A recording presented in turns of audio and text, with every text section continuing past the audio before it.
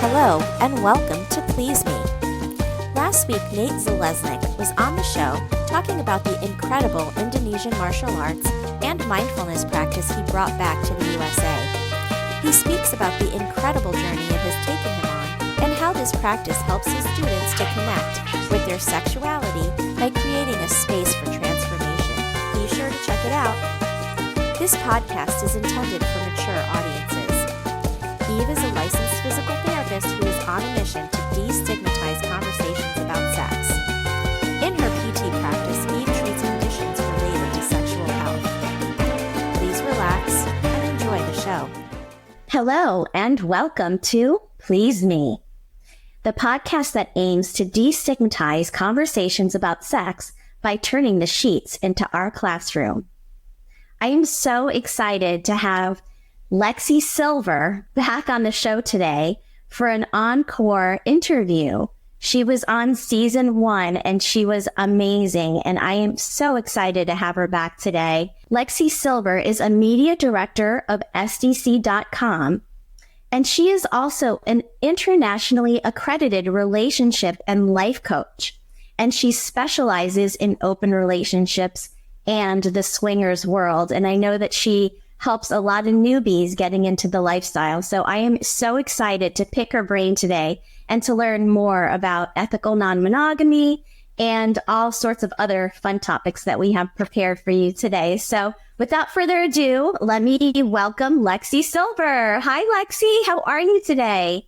Hi, Eve. Thank you for having me back on your show. I'm so excited to be here, always to talk to you. It's always so fun. And I am doing, I guess I am excellent, as I would say. I love that. Lexcellent, lexuality. You have your whole language, a whole language just dedicated to you. So I love that. It's called a lexicon, but okay. Okay, well, let's get all the words out there, all the new words that I need to look up. But I love that. Yes, and the lexicon. She's got her own lexicon. So once you get to know her, you'll be speaking her language in no time. That's right. So I have a question to get started here about maturity, because for me, maturity, and I know we touched about this the first time we talked, maturity has nothing to do with age. Do you think that there are certain characteristics that you would say are necessary in order to start or be introduced to the ethical non-monogamous world or the open relationship world? Absolutely. I think that's the first time I've ever been asked that question specifically. So I love that you asked it. Yeah, one major thing is self-awareness. Understanding how, your behaviors, your actions impact others.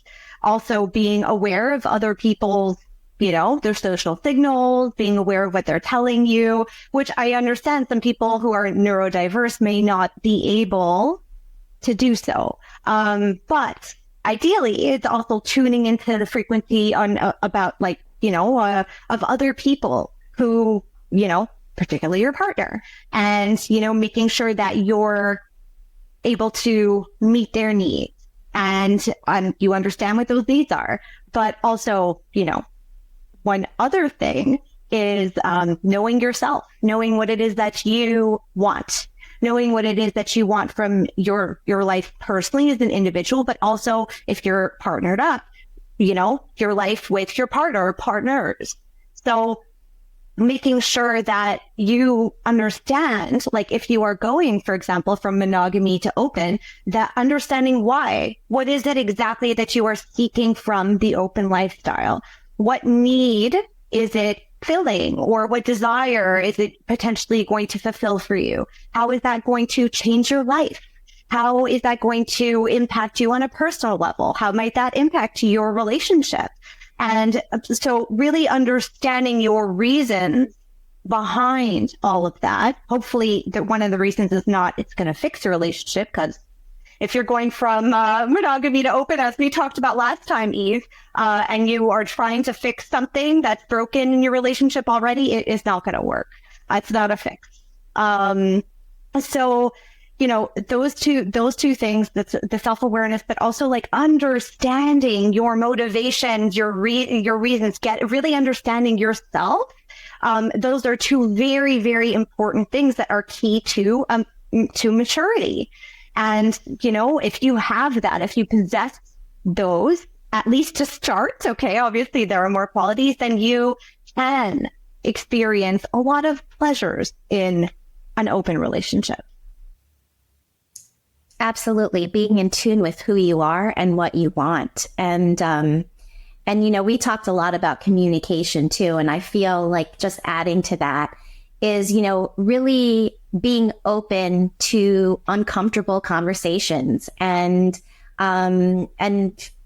viewing them in a way that is, instead of thinking of it as being uncomfortable or difficult, thinking of it as being a gift, because, you are trying to bring pleasure into your and your partner's life. So, how do you tease that out with your partner to really create the pleasurable life that you deserve, both deserve or more deserve, depending on your relationship. So, reframing the idea of having those difficult conversations, I think, is so helpful because, all of it just brings you closer to your partner. Absolutely. So once you're starting with understanding yourself, then you can communicate that to your partner. And in 100% of the couples that I coach, communication is always an issue. And by issue, I also mean opportunity for growth and connection, just like what you said.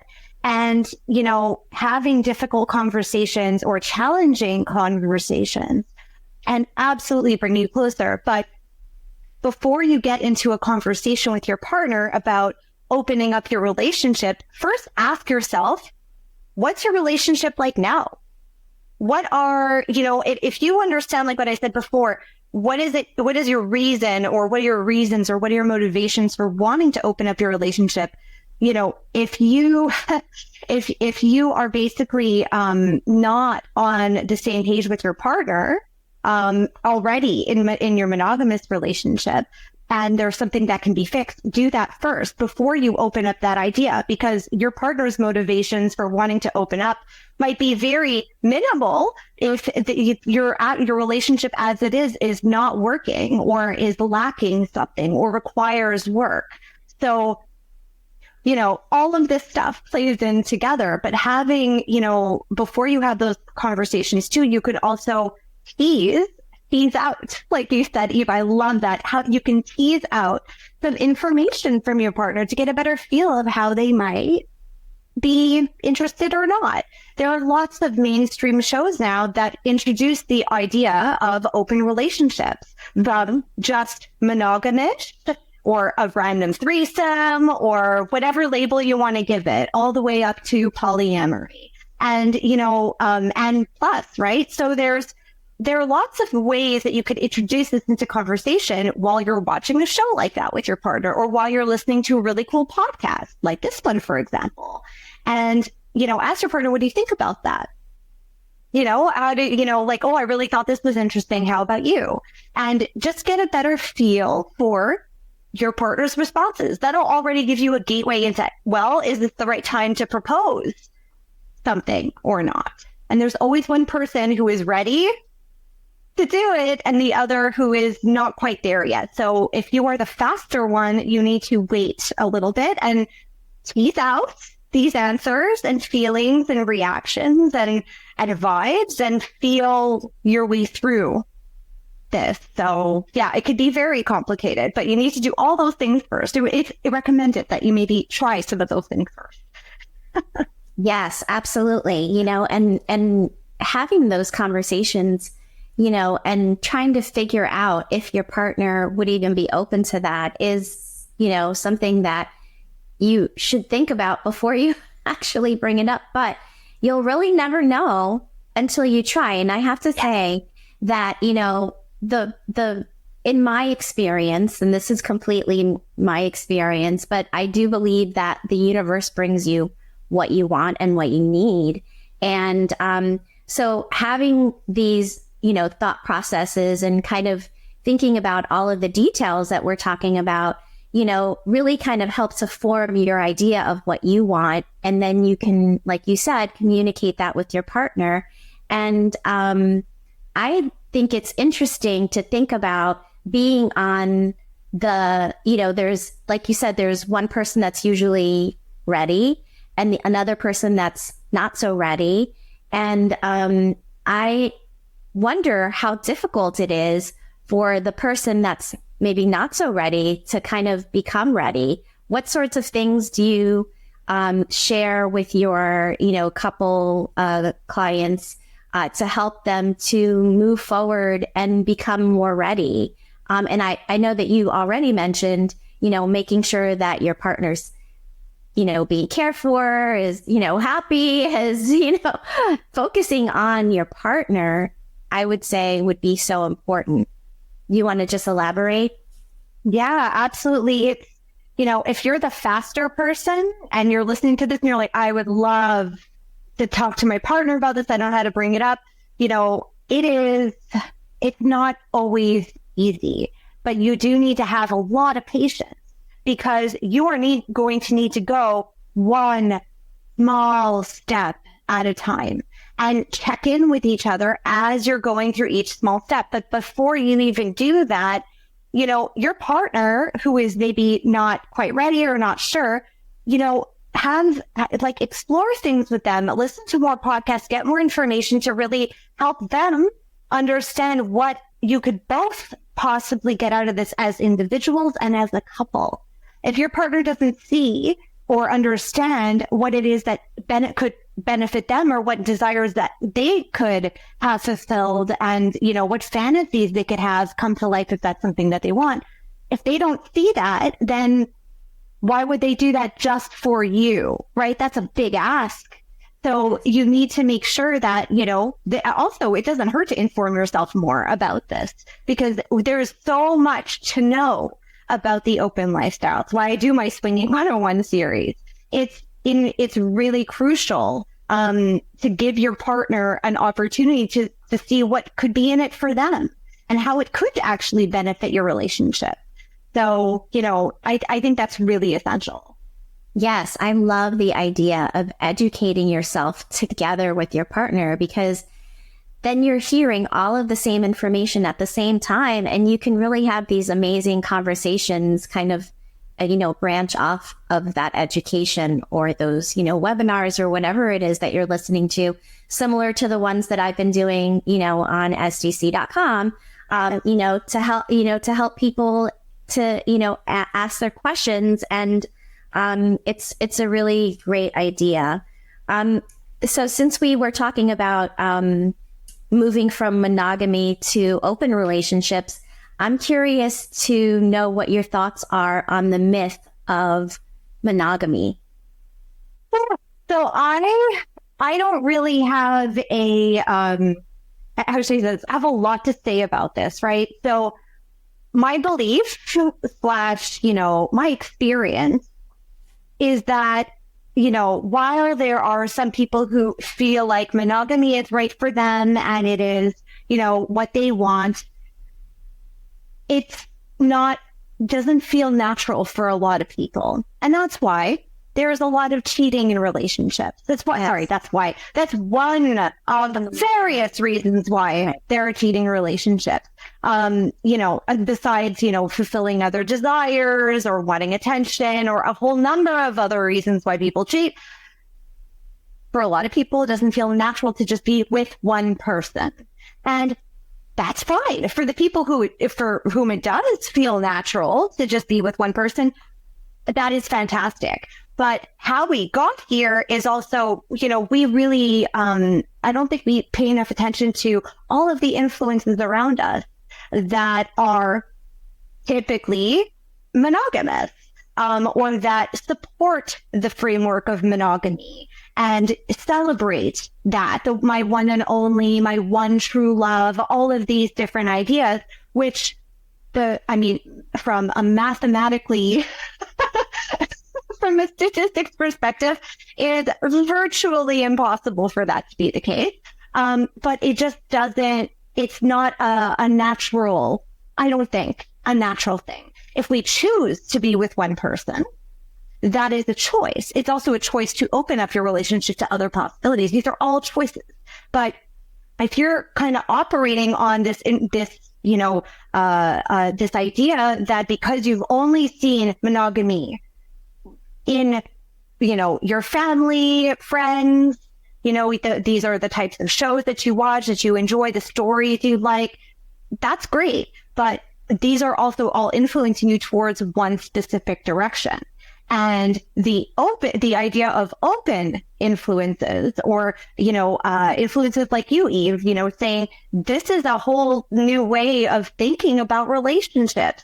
You don't have to be bound by this one thing and, by only one person. And you could explore with your person or your people, however you choose. It's not the only way, because when I was growing up, I only saw monogamy around me. And I didn't know anybody who thought or felt the way I did. I always felt like I was the odd person out because I didn't feel like it was natural inside me to just be with one person. It never felt natural to me. And it took me until, I would say probably my early 20s to figure out that, okay, well, you know what? This is natural. And I started to notice that other people also found monogamy unnatural for them. So without those influences, folks, you are not going to know what's out there for you, what's potentially out there for you. That's true. Mm-hmm. Yeah, learning about all sorts of relationship styles. It's the only way to know which one's going to really work for you and the partner you're with. And you may differ in what you want. One person might want to be monogamous and the other person might want to, explore, but having those conversations is what's so key, because if you're both in agreement that one of you wants to be monogamous and the other one wants to be, in an open relationship, and that is okay with the both of you, then that is an ethically, an ethical relationship. I won't say monogamous or non, because we're talking about two separate things, but it's an ethical relationship because you're having those conversations. But if you are in a relationship with somebody, and it's quote unquote monogamous, and one person is cheating and not telling the other person, that is not ethical, And so I love the concept of ethical, the word ethical in the title or description, ethical non-monogamy, because it really is having integrity in your relationship. That's what it's all about. Saying what you say you're going to do, and being honest and really communicating all of your desires to the person that you care most about, whether it be one person or more than one, depending on what your relationship style is. But I think it's so important. So wouldn't you say that? Oh, 100%. The communication part, though, can be tough. It can be tough. You also have to get up the courage to talk to your partner about a sensitive thing like, I want to have sex with somebody else. My God, that's not usually when you say it like that, there are ways to approach it also, but being on the same page, operating as a team. If you're a team, and ultimately, whatever label you want to give your relationship, monogamous, monogamish, open-minded, whatever, swinger, it doesn't matter, because even two swingers could have wildly different boundaries and interpretations of what their relationship is like. Don't compare yourself to anybody else. Who cares? Do what feels right for the two of you. Like you said, Eve, one of you could be open and the other could, continue to be monogamous if that works for you. But that requires a lot of communication and talking about boundaries and what feels right, what isn't okay. While you're going to check in with each other. And if you're in your current relationship, if you are already not seeing eye to eye on stuff and you're having a hard time communicating, then imagine at that next level how much more communication you're going to have to do. So definitely smooth out some of the kinks before you decide to open up. Unless you want to bring those kinks into your world, But those are good kinks. Those are good kinks. Those are healthy kinks. Yes, those are very healthy kinks. All these play on words today. I love it. So what would you say the difference is between swinging and polyamory? So again, for me, like with labels, I'm not a fan, but they're useful. I am not either. Mm-hmm. Yeah, but they're useful because some people will better understand, what it is that they're interested in by some of these. Now, there are so many different definitions under the umbrella of ethical non-monogamy or consensual non-monogamy. Tons of different definitions, styles, and still each one comes with its own individual and unique, set of boundaries. But swinging often is more sexual. It's about the sexual connection, sexual exploration. That's not to say that, there are, triads or throuples, as a lot of people say, or, polycules polycules. I mean, just multiple partners, groups of multiple partners, who engage in swinging behaviors. But ultimately, swinging is seen as more of a sexual connection. And in polyamory, also with the amory, there's more of a relationship component behind it. So whereas a swinger or a couple who's swinging might go to a club for a weekend, or, they might go on these special trips, like to Hito or, other like a Capdag in France where they can openly celebrate their openness. There are a lot of different ways that you can swing or, be polyamorous or anything in between. But there are lots of shared characteristics, but ultimately most swingers are not looking for a romantic relationship outside of their relationship when it's a couple. For singles, it could be a whole different story, but that's where the conversations come in. If you're swinging and you start off just doing it for the extra sexual stimulation or spice, then, maybe you will meet somebody that you want to have a relationship with. It's always a possibility, but that's usually not what a typical swinger is looking for when they enter the open lifestyle. It's interesting because I feel like a lot of times people, have an idea of what something is. And then as they learn more about it, sort of their idea of what they want sort of changes as time goes on. And so I just like the concept of, open relationships because it sort of encompasses everything. And actually on another podcast that I was listening to, the Mizzy Bender show, she was interviewing a couple who coined the term modern couple, and when they were at a party and were introducing people so that they would be able to, because they would have, all sorts of people in their parties, not always people that were, in the quote unquote lifestyle, but they wanted to introduce those people to other people who might also be open to, learning more about them in that way. So they would say that they were a modern couple. And I love the concept of that because I do think that, relationships have changed so much. And, before, maybe 50 years ago, 70% of the population, the adult population was married, in the US. And now it's in the 40s. It's such a huge difference, and relationships are changing. And like you said, on shows, we're hearing more about, thruples and other open relationship styles.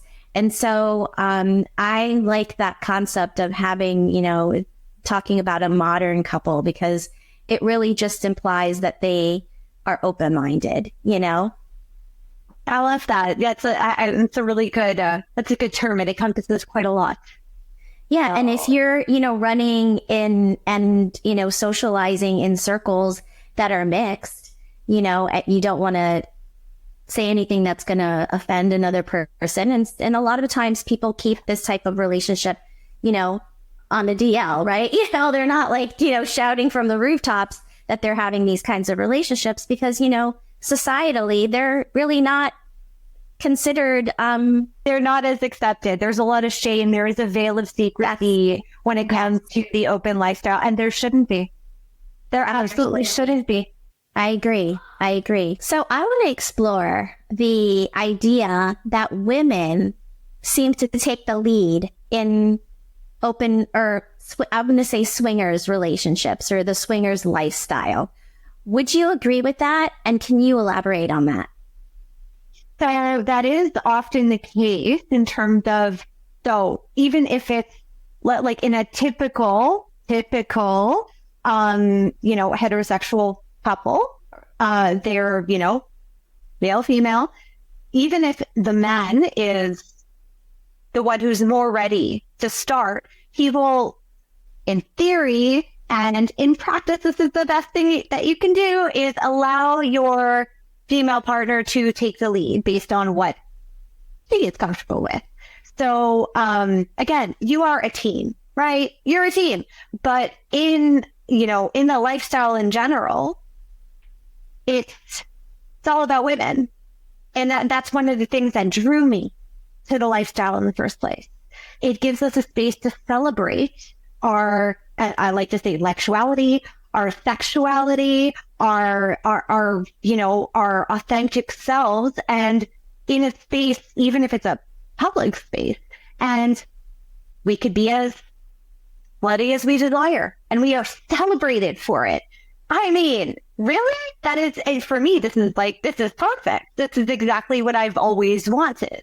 So, having a space where women of all shapes and sizes are like, we are elevated. We are on a pedestal, not just, for sexual position purposes, but also, this is one of the most common things in, typical male-female partnered relationships, going into lifestyle couples who are looking for their gateway experience. And that is a threesome with another woman. Now, that's not always the case, but it is predominantly the case. And that single woman is called the unicorn. So because of the scarcity, of single women in the lifestyle who are open to being with a couple, even if they're not bisexual or pansexual or whatever type of sexuality that would include that other partner, there are lots of things you could still do, even so. But, that because that is the gateway experience that a lot of couples seek, because a lot of, I have to say this, and I am very, very happy that a lot of women who have never been able to be with another woman, who have fantasized about it, who have maybe been in a long-term partnership and have never had that chance, finally getting that opportunity. And I've seen it and experienced it, and it is really something to be able to celebrate your sexuality in that way. It's a part of your identity or a fantasy. But it really depends. For some people, it is an identity. Like for myself, I'm pansexual. But also for some people, they're just looking for the experience. Not just to say, like, I did this, but to live it and to do that with their partner potentially too. So women rule. The lifestyle is about consent. Again, consensual non-monogamy, consent every step of the way. But that is important. There are lots of rules for parties and clubs that are specific to what you can do, what you can't do, security that's in place to make sure that everybody is getting along and everything's going smoothly and is consensual. All of these are designed to protect women. And I love that. Yeah. So, absolutely. Yeah, you've experienced that, I'm sure. Yeah. I mean, I think it's true that, you have to really make sure that the female part of the couple is comfortable, because if that's not the case, then you will be leaving early and you will not be having a lot of fun. So definitely. And I think it's interesting that you mentioned the gateway experience to be a threesome with another woman.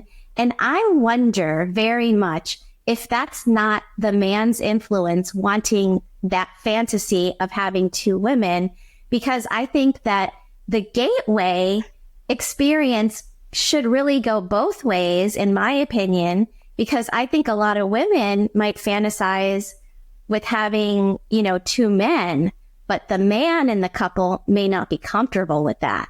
And so I personally, and that's just my opinion, and I don't know if it's statistically true or not, but, I feel like, that gateway experience should be more 50-50. What do you say about that? I mean, it depends on what the woman wants. I have met many couples where the woman was the one who wanted to initiate this because she always wanted to be with the woman. And that was, part of the whole thing. And for my experience in talking to, I don't know, hundreds of thousands of swingers at this point, that does seem to be, very often the case.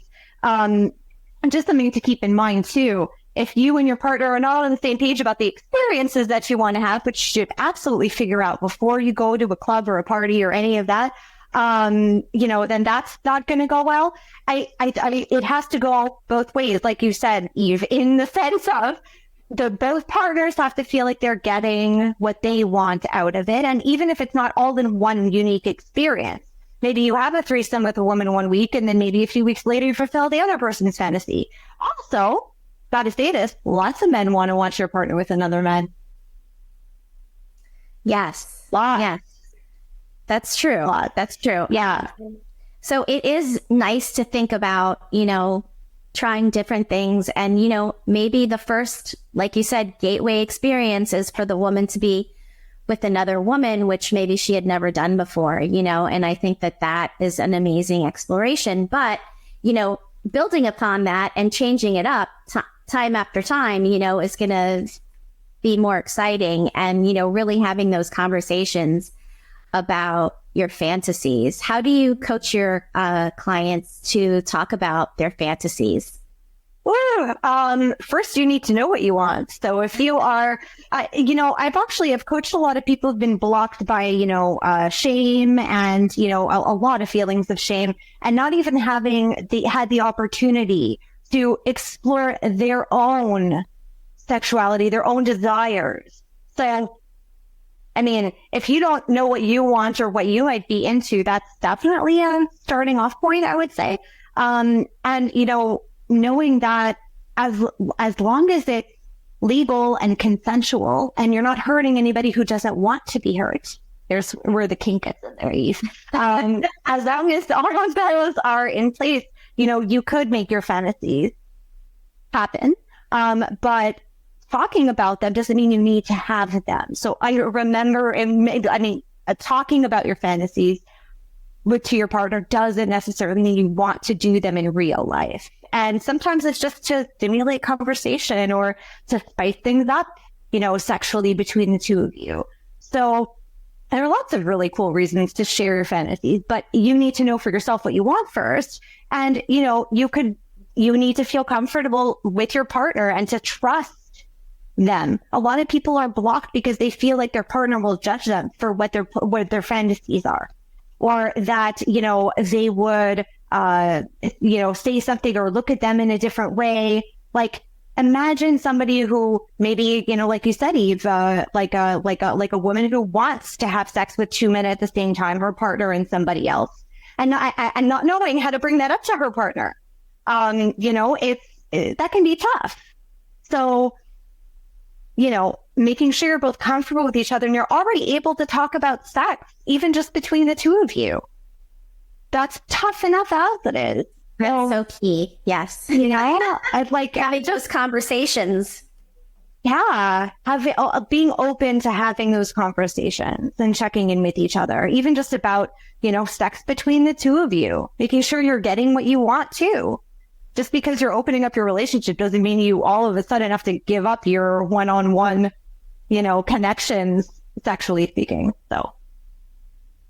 Absolutely. Yeah. I mean, it's really should be accentuating those one-on-one experiences and building upon that, there's so many different reasons why people might enter into relationships like this. And, sometimes, and I'm just thinking about medical reasons why, sometimes one partner is unable to perform and really give their partner what they need sexually. And so they open it up, because of that reason. Can you kind of elaborate on that?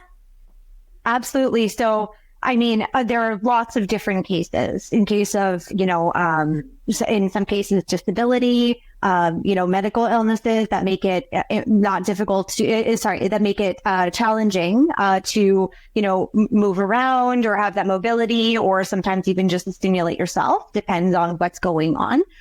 Sometimes it's a matter of, performance anxiety, right? Too, where you're not able to get hard. It could just be low desire. There could be all kinds of hormonal issues. This is all your area, Eve. This is all you. And you know way more about this than I do for sure. And it's only the tip of the iceberg, but and regardless of the case, whether one person can or can't perform, like you said before, making sure you're on the same page as your partner.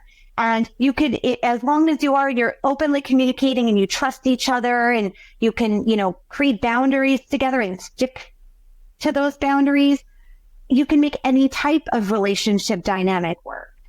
So, it depends on what's right for you. You can thrive in a relationship where only one person is going off and doing, whatever is within the range of your open boundaries. You can thrive. Absolutely. There's really there's no option that's not a possibility. I mean, the sky's the limit, having the conversations and communicating about what your wants and desires are is basically what we're trying to say here, is the most important thing in a relationship, because otherwise you really aren't going to get your desires or your needs met if you're not communicating them. And you could be married for 20, 30, 50 years and still not be getting your desires met because you're not comfortable having those conversations, and I find that to be sad. I think, it's important to talk to your partner and really tell them what you'd like to experiment with. I mean, why not? Life is way too short. Yes. And you deserve it. You deserve to experience it. Absolutely. Everybody is deserving of love and pleasure, whether it's you loving yourself and pleasuring yourself or experiencing that with somebody else. So let's talk about nudity and shame. We were born naked and shame free, right?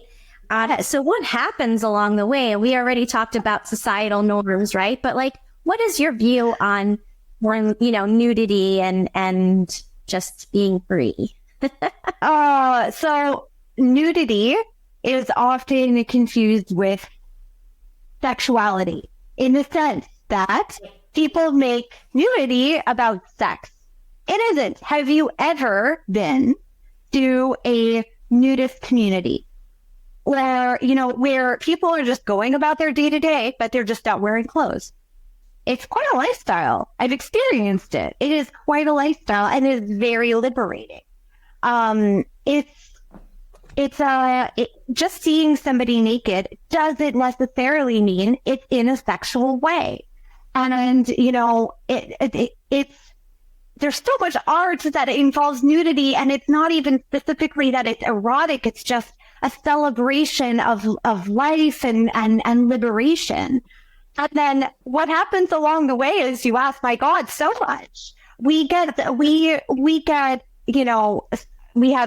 generational things happen where, for instance, your parents are saying, cover up, or, you should wear more clothes, or, we hear a lot of things, even as kids at a certain point in time, it becomes strange for parents to see their kids running around the house naked. But when you're a kid, when you're like a toddler, you're basically, that's not an issue. When does it become an issue?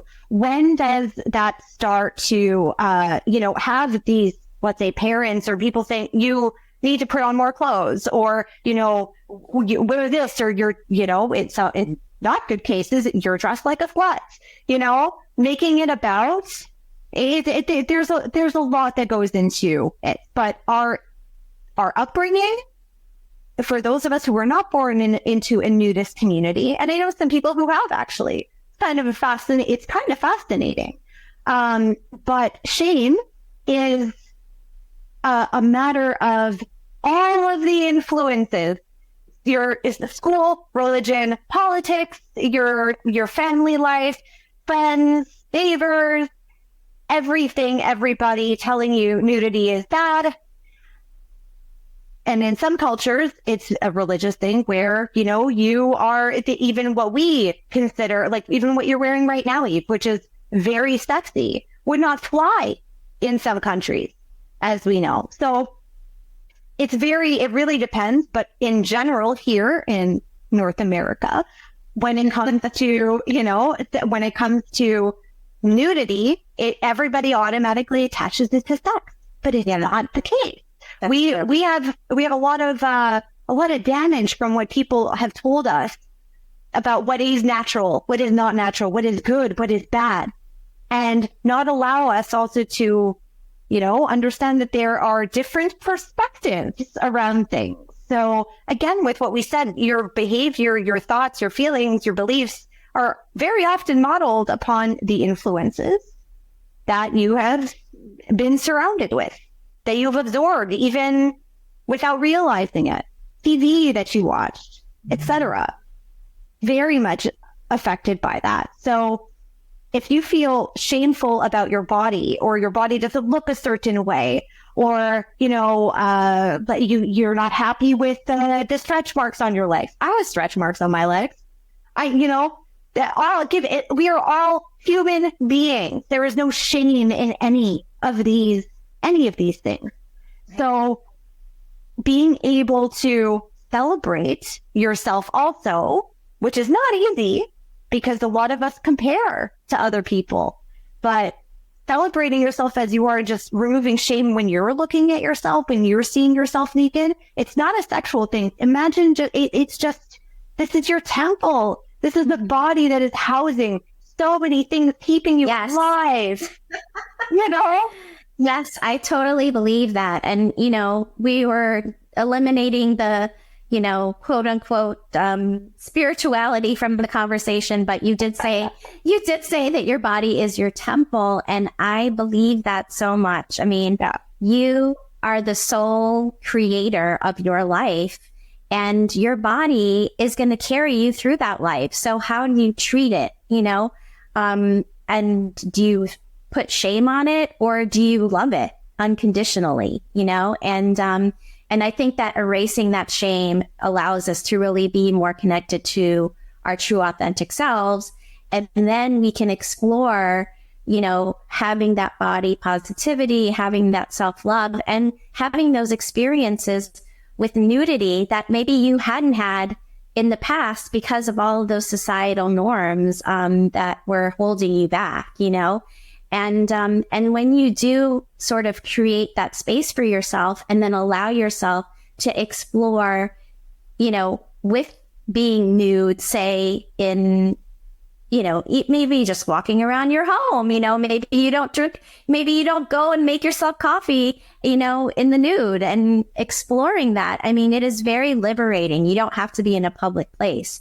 Like you said, it's not a sexual thing. This is how we were born. Little kids run around naked all the time. We're not, our jaws aren't on the floor. It's not a big deal. And it's really not a big deal to be naked, and it's very liberating. So I don't know. I encourage people to explore, even in their own homes, even in their own, bedrooms or whatever. Don't throw that robe on immediately. Just walk around and let your body be free.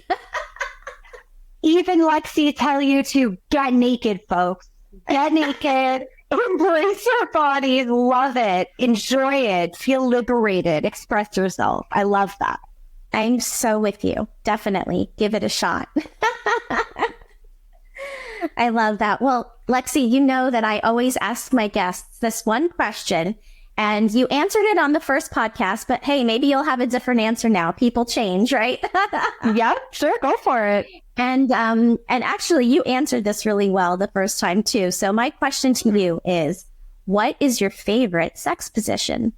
Oh, okay. I did pretty sure last time I said doggy style because there's so much to love about it. Didn't. I didn't. Okay. No. I either said reverse cowgirl. Yes. That's too. Listen, when I'm on top in reverse cowgirl, I like to call it my finisher because I not yet met anybody who's been able to resist what my ass can do. But same with doggy style. I just have a very nice way of like arching, but the G-spot stimulation that if your partner has their hands free, they can roll your body. You can get really rough with it. And, I'm not opposed to consensually getting my head, how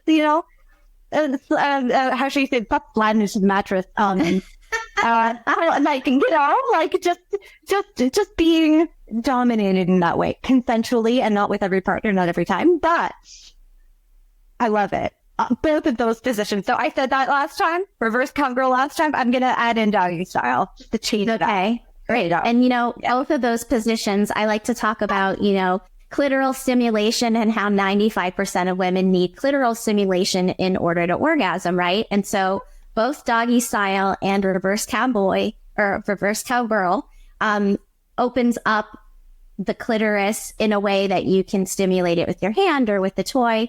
And so both of those positions I highly approve of.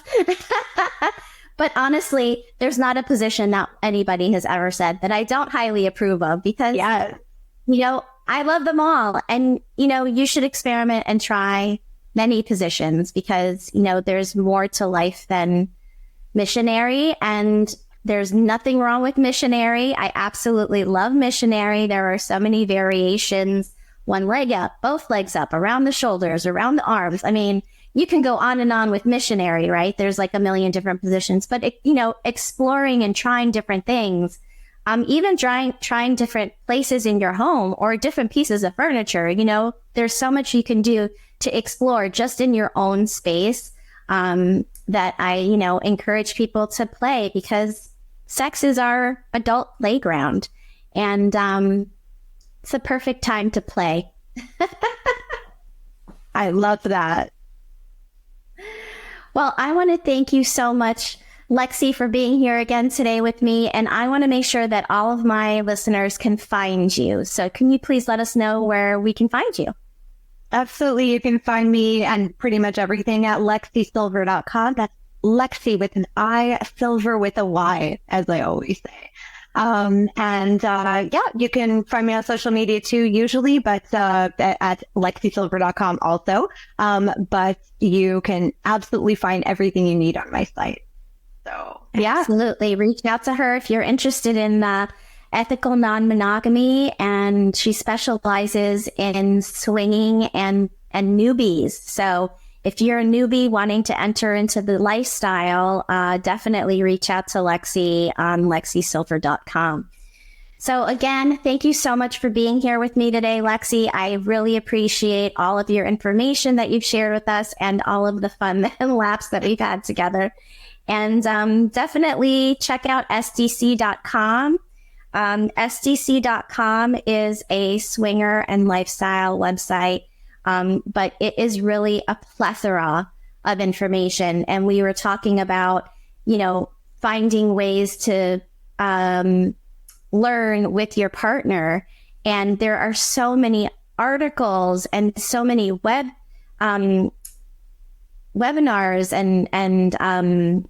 and it's connected to so many different podcasts about sexuality, in addition to being able to meet people all over the world who are, open-minded.